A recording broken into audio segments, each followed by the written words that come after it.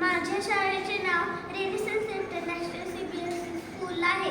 आज मी न संपणारी गोष्ट सांगणार. माझ्या गोष्टीचे नाव जशास तसे आहे. एक फळ विक्रेता आणि एक जडी बुटीवाला असे दोन मित्र होते.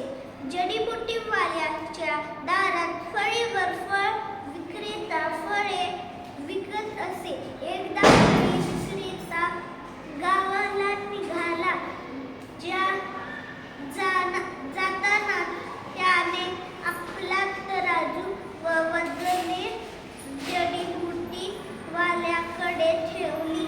काही दिवसांनी परत आल्यावर फळवाल्याने आपला तराजू व वजने परत मागितली.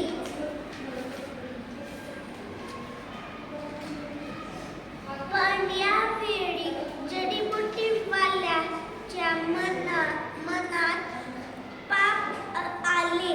तो म्हणाला, कोणता तराजू आणि कोणता वजने?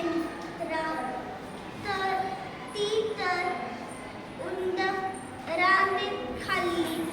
मला वाईट वाटते.